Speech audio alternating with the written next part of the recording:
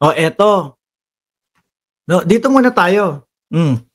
Sa vice-presidente nila, mga bossing. Hindi, vice-presidente natin. Sige, Pilipino pa din ho tayo, mga kababayan eh. Kaya vice-presidente pa din ho natin, mga bossing. Wala tayong magagawa. Wala ho eh. Magkano na daw po ang nagastos ng vice-presidente sa kanyang paroon at parito na pagbiyahe? Kunti lang ho. No? Barya lang. At take note sinasabi ho nila, pera nila yan.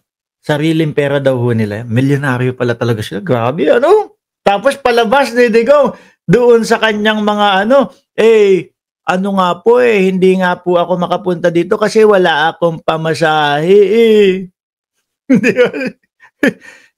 hindi nga po ako makapunta dito kasi yung retirement pay ko lang. Daan pera Sabi nila, pera nila yung ginagamit sa paroon at parito, labas-masok ng bansa. Magkano? 20.1 million. Wag na nating sabihin 0.86. 20.1 million na lang. Round off na lang natin yan. Wag na. Baka magalit yung mga Duterte, yung mga DDS, yung mga Diskaya diehard supporter. Baka magalit sila.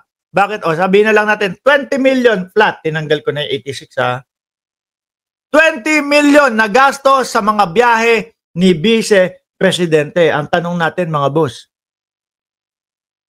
ano na ipasok ng biyahe na yan sa Pilipinas? Ano ang naging magandang balita ng biyahe na yan sa Pilipinas? Dati ho, mga kababayan, kapag tayo nakikita natin, nababalitaan natin na ang Pangulo ay lalabas ng bansa, no, kahit po yung mga meeting sa ibang mga leader ng bansa para po maka-gain ang ating bayan, di ba, Tina V? Ang sasabihin ng mga DDS, lakwatsyero si Bongbong Marcos. Puro na lang lipad pa ibang bansa si Bongbong Marcos. Ganun ang sasabihin ng mga DDS. Ngayon hindi nila masabi, di ba, Annalisa Oso? Bakit to? Kasi ito talaga lakwatsyera Pero mo uuwi ng Pilipinas, siyempre kapag kagaling ng Hague yan, pag uwi ng Pilipinas niyan, baliktad ang araw niyan. May jet lag yan. Magtutulog yan maghapon sa Pilipinas. Mga 3 days bago makarecover. Tapos alis na naman. Japan naman! Malaysia naman! World tour! Sabi nga ni Mark Estacador, world tour. Biruin mo, laking pera niya na 20 million. Biyahe pa lang ho yan. Dami. Idagdag mo pa yung mga 150 million, mga bossing, di umano, na sweldo ni Kaufman. Sabi, 150 million sa pera ng Pilipinas. Multiply mo sa 10 buwan lang, ilan na yon? 1.5 billion. Tapos dagdagan mo pa ng 2 buwan, 150 plus 150, 300 million. Idagdag mo sa 1.5 billion, 1.8 billion per year.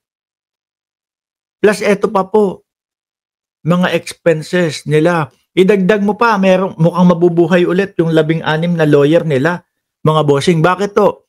Naku napalitan yung Senate President. Isa po yan sa kinatatakot po ng mga Diskaya diehard supporter ho. Alin ho, mga kababayan? Yung napalitan po yung Senate President. Kasi po yung Senate President dati, simpleng portweed, hindi kaya ipaliwanag. Kaya naman, alam niya naman yun. Iniiwasan lang. Di ba? Maaari pong mabuhay ang impeachment, mga boss. Maaari pong mabuhay ang impeachment. Di ba, pambansang nanay survivor? Sabi dito, inihayag ng OBP nitong Huwebes na umabot ng 2.68 million ang ginastos para sa mga biyahe ni Vice President Sara Duterte. Sa kabuuan, 13.2 million ang inilaan para sa kanyang local trips o sa loob lang ng Pilipinas. Dahilan naman ng Vice Presidente dyan, maiinit po kasi yung ulo ng mga kababayan natin Pilipino No, kaya pinupuntahan ko po. Hindi na lang po kayo gayahin nyo kami sa vlog. Oh, mag-isa kayo, mag-isang ano kayo. Total, ginagawa nyo naman yun eh, di ba? Mag-open kayo ng OBP YouTube channel. O, di ba? OBP YouTube channel, magsasalita kayo. Makakarating na po yan sa mga kapwa natin Pilipino sa ibang bansa. Hindi pa kayo gumastos. Kumita pa yung YouTube channel ninyo. O, may earnings pa kayo. Di ba? Paikutin pa tayo nila na, ay kasi yung mga kapwa natin Pilipino, ganun, buwisit na, etc. Iisa-isahin mo. Naku, madami pa pong mauubos, mga kababayan. Iilan pa lang pong bansa ang napupuntahan, pero ganyan na po, umaabot na ng 7.5 million na yung gastos nila. Madami pa pong mga Pilipino. Kalat po ang Pilipino sa buong mundo eh. Diba? Nilinaw naman ng OBP na ang gastos ay para lamang sa seguridad at close-in personnel, samantalang personal na sinagot ni Duterte ang sarili niya. Oh, dami talaga nilang pera. Ang hirap po talagang paniwalaan. Sinasabi ni Tatay Digong wala po akong pamasahe dito. Nako, yung day-to-day ko po nakaasa na lang po sa aking tawag doon? Retirement pay. Siya maniniwala dyan. Ang mga DDS, no? Madali pa lang mauto yung mga DDS. Sinabi rin ng tanggapan na mayroong 41.61 milyong natitira sa travel fund nito sa ilalim ng 2025 budget. Ay, busin nyo na po, sayang! Madami pa pong bansa na pupuntahan. Sabi ni Sir Deo dito, Dasena, si PBBM ay investors ang nakukuha kada biyahe. Samantalang si Tomboy, oy, grabe ka naman. Para kay Manang Baba. Sabi po yan ni Deo dito hindi ako may sabi niya, binasa ko lang. Sabi ni Douglas Centeno, Sir Mark, si President Marcos ay pag nagpunta sa ibang bansa sa mga meeting, no? Official nasa air condition room. Si Inday nasa labas lang nagmi-meeting, sabi. Doon sa mga bansa. Siguro nakikiusap na tanggapin niyo na po ang aking tatay, no? Payagan nyo na po yung kanyang interim release. Oh. Ngayon ho, mga bossing, dumito tayo. Ito, seryosohan na.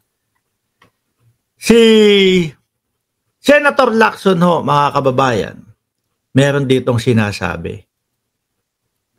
Meron ho siya ditong sinasabi, mga boss chipamo, sir, na doon daw po sa Senado, ayan ay may namataan sa CCTV.